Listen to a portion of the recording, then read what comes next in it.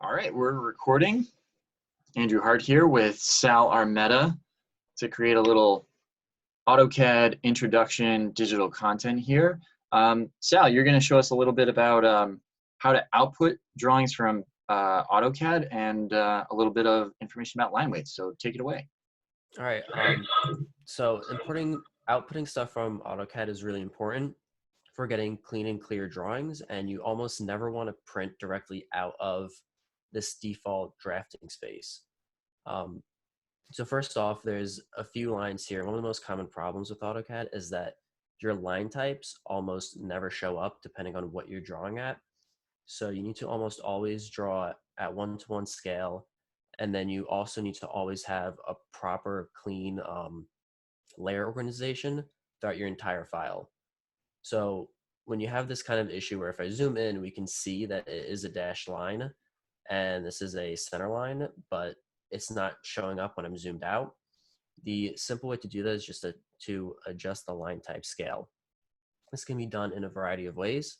It can be adjusted directly on the layer itself, directly on the line, or globally in AutoCAD.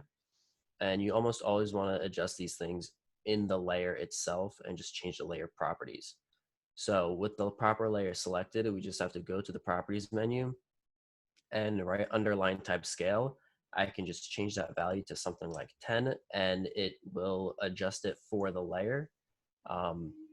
Sometimes AutoCAD doesn't adjust properly and it can vary at times. The other option is to type in LT scale, which is the default command for it. And if I type in a value, it'll change it globally across every single line. And that's the very simple way to do this.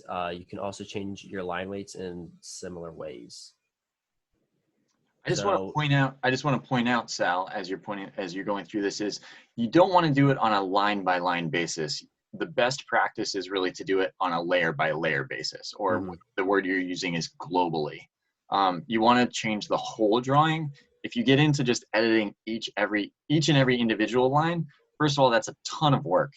And secondly, it changes that one line and it takes it and makes it different from what it is in the family of its layers. And really, you want to use the power of the computer to manage the thing globally at the same time, moving line weights up or moving line weights down, making a layer dashed or making the layer a different color altogether. If you change one line to make it green or to make it really thick, then it stays stuck that way. And when you try to change the rest of its family, the rest of its layer family will change, but it will stay green and thick. And you'll be like, why is that line misbehaving itself? Because oftentimes when we're drawing with hundreds of lines, we forget that, oh, in that one moment when I first started the drawing, I made it green. And so it's important to make sure that you're working, like you were saying, globally. And once you kind of start to get a hang of this, you'll be able to really automate things really easily. And AutoCAD is really good at automating your line weights and line types and just making things simple for you. And this will come into effect when you start printing things in what is called the Paperspace of AutoCAD. AutoCAD works in two main spaces, your model space and your Paperspace. Your model space being this space where you're going to spend most of your time drafting and drawing out all of your stuff. And then your Paperspace, which is accessed in this little tab right here at the bottom. You'll see by default, it'll say model, layout 1, and layout 2.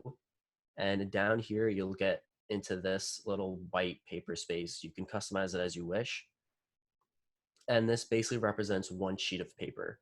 By default, it's set to an 8.5 by 11, but by simply right-clicking the name of the tab and going over to Page Setup Manager, you'll get a window where you can modify your settings of each layout, and you can change your page size. You can select which printer it'll print to by default, which you'll always want to go to PDFs. And you can also set these things called CTB files. A CTB file is a special file in AutoCAD that will allow you to bind settings to different color types of AutoCAD. You can set individual settings for every single color that AutoCAD offers to you.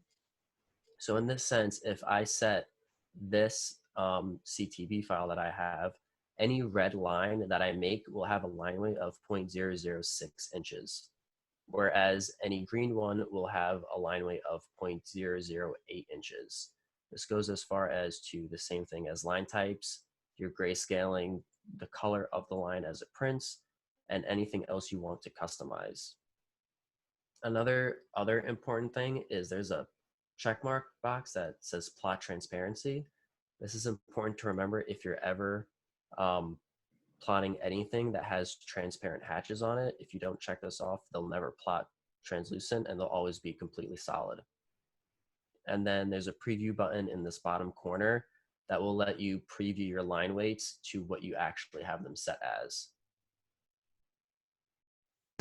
This is really excellent. Looking at and kind of managing, rather than trying to manage the line weights even in the layer, you can manage it by color.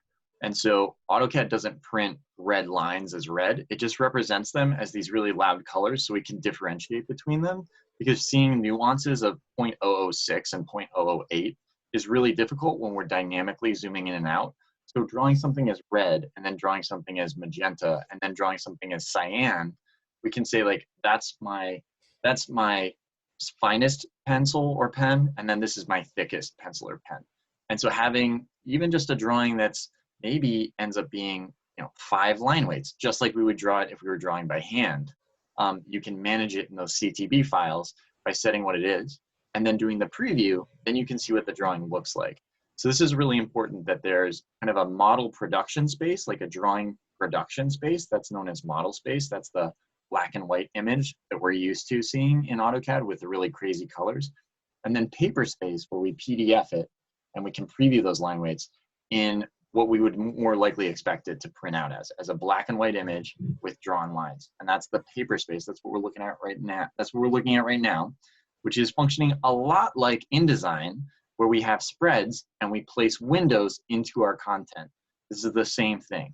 We basically have a paper space with a window into model space, and it's showing us in black and white with line weights, and it's previewing what that output's going to look like. So we want to think about the file in 2 different mindsets. One is production mode, where we're putting it all together, and then one is documentation mode, where we're outputting it into a PDF that makes it a nice drawing to look at and a valuable drawing to present. That also means that every time you're drawing, you need to bake into your time in your schedule time to go into documentation mode so that you can output beautiful drawings that jurors can give you good feedback on, because just showing them the raw AutoCAD model space file doesn't give them the innate understanding or the final polish that your hard work deserves. Yeah. What other tips do you have to share with us, Sal? And then we'll wrap it up.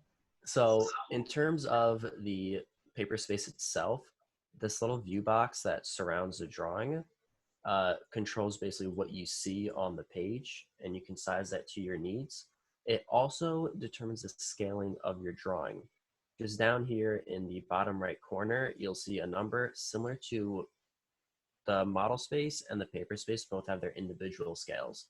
In the model space, you always want to be set to 1:1, but in the Paperspace, you can set this to whatever scale you need. But you have to be incredibly cautious that if you swap into your model space by either clicking where it says paper on the bottom ribbon or double clicking inside this box, you can very easily accidentally zoom in and out. And you never want to draw or draft or do anything while you're inside this Paperspace window. Otherwise, you're going to run into a whole lot more problems and it's just inefficient.